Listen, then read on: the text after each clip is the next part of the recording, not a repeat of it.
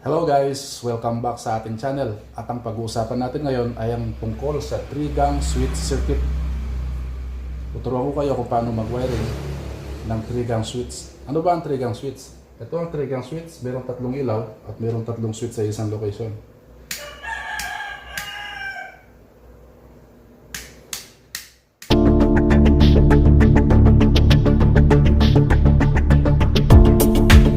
Nandito na tayo ngayon sa ating circuit board. Pero bago yan, meron tayong ginawa dito na diagram. Una na muna nating i-explain dito sa ating diagram bago natin gawin ng actual. So, ito ang 3-gang switch guys, no? Makikita natin, mayroong tatlong ilaw. Light A, light B, light C. At meron din tayong tatlong switches. Switch A, switch B, switch C. Bawat isang ilaw, mayroong isang switch. Yan ang 3-gang switch, no? So, ang line 1, magpo-connecta sa terminal 1 ng light A, light B, light C. Gaya ng nakikita ninyo yan. Line 1. Line 1, line 1. Ang line 2 naman, ang mukha na dati natin itinuro, bababa siya para sa ating switch. Mga switches natin, no? Switch A, B, C. Ayan, tatlo siya, tapos meron sa mga jumper wire. Katulad dito. Tatlong switch sa isang plate. Ito siya, no? Switch A, B, C. Itong line 2, nandito siya. Ito sa may common, dito sa may mga jumper. At ang magiging line 2 natin, yung return, yung galing sa switch, tatakbo siya sa terminal 2 ng light A, light B, light C. Itong tatlong to, tatlong switch. So ngayon guys, no, gagawin na natin siya ng actual dito sa ating circuit board. Ito yung line 1, line 2 natin guys, no? Para sa ating line 1, line 2 guys, gumamit tayo ng tulad ng dati, red wire at saka blue wire. Yung gagawin natin line 1, itong blue wire, line 2, ipapunta sa switch itong red wire. At itong tatlong ilaw natin, meron din silang isang blue wire at isang red wire kada isa. So, ang line 1 natin, ang blue wire, magkokonekta siya sa tigit-tigisang terminal nitong ilaw. Ito. Tigit-tigisang terminal. Ang gagamitin natin dyan ay yung blue wire din para magkakakulay sila. So ito, terminate ko muna guys.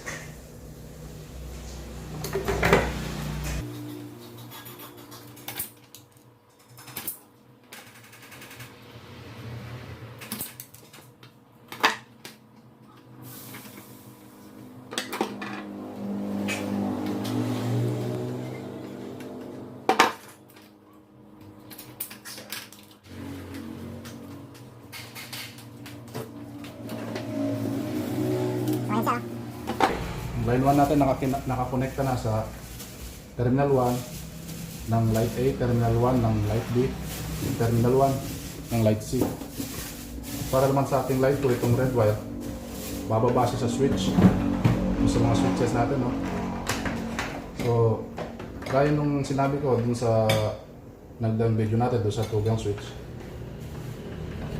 Dito, magkakaparehas na yung kulay ng wire. So, ang ginawa ko dito, ang importante matukoy natin dito, itong gagawin natin common ng line o common switch. Itong tatlo to, kahit magkapalit-palit yan, wala siyang problema, no? So, ito ang gagamitin natin line 2 pababa sa switch. Itong may dinlagyan ko siya ng tape na marking. Andito siya, ito yung dulo. Ito yung magiging mga return natin yung tatlo, eh. Ito, nilagyan ko ng marking ang dulo, ito yan. O connect na natin.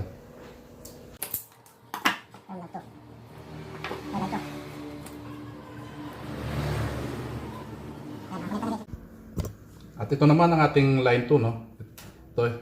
Itong nilagyan ko ng marking. Magko-connecta siya dito sa ating switch. Kung nasaan yung may mga jumper. So i-insert lang natin siya.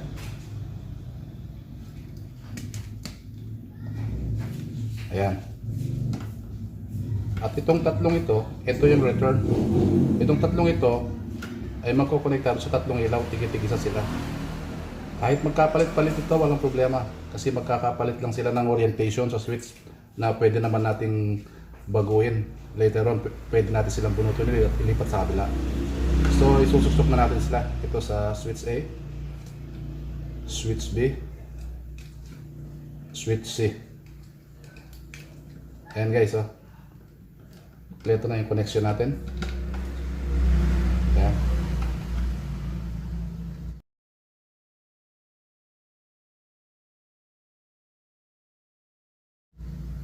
At ito naman tatlong ito, yung tatlong wire, nanggaling sa switch, aakyat sila.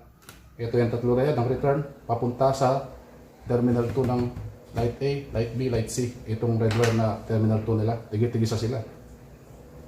Ito.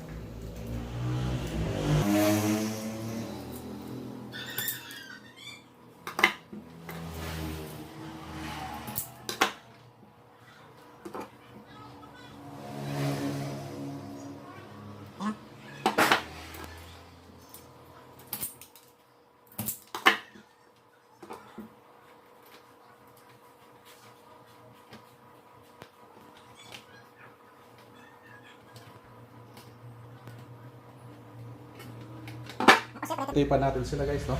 For safety, no? Pabalutan natin sila ng tape.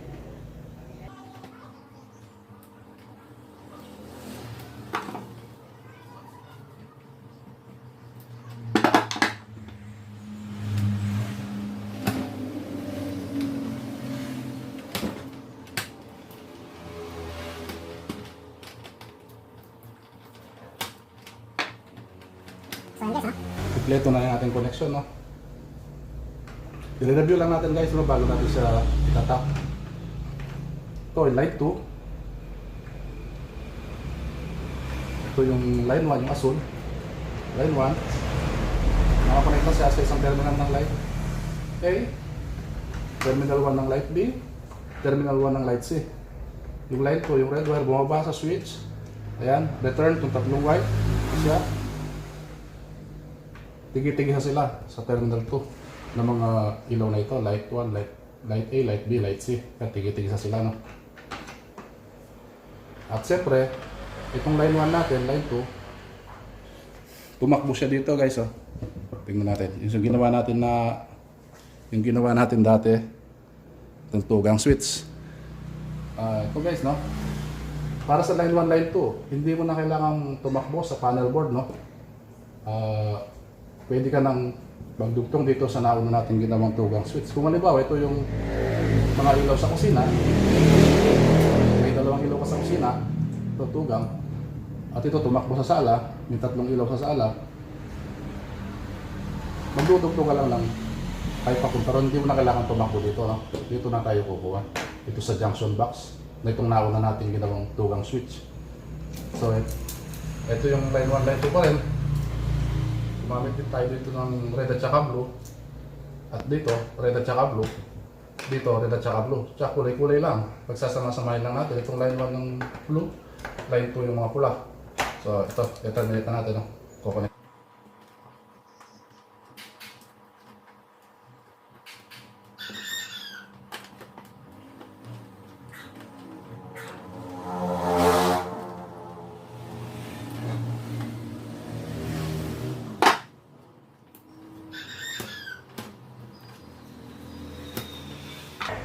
So ayan guys, no, na-connect na natin, tapos natipan na rin natin.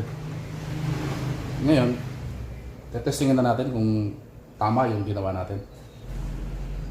So ito guys, i-on na natin yung breaker, no. Ito yung main, ito naman yung sa lighting outlet. Ito yung nauna natin ginawang tugang switches. Yan.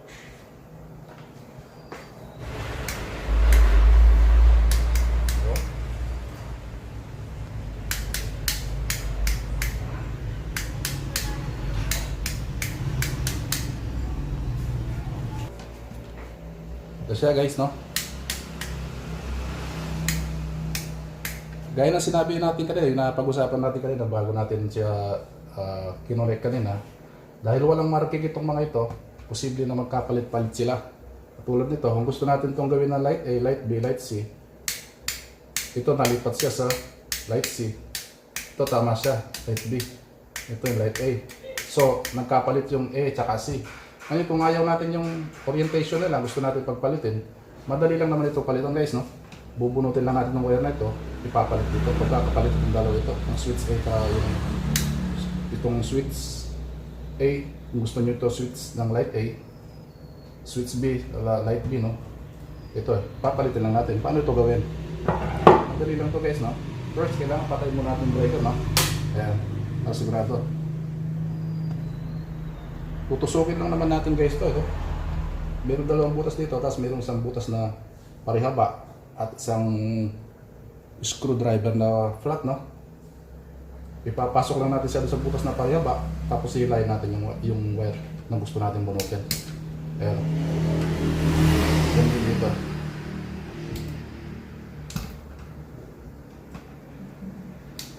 Ayan.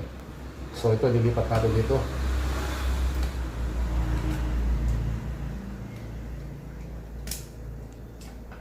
So ayan siya. Okay, babalik na natin tatas na natin yung breaker. Ayan. Ayan guys, nalipat na siya. Itong switch A natin, nandito na siya sa light A. Yung B, nandito sa gitna. At yung C, nandito na siya. Ayan, tama na yung orientation.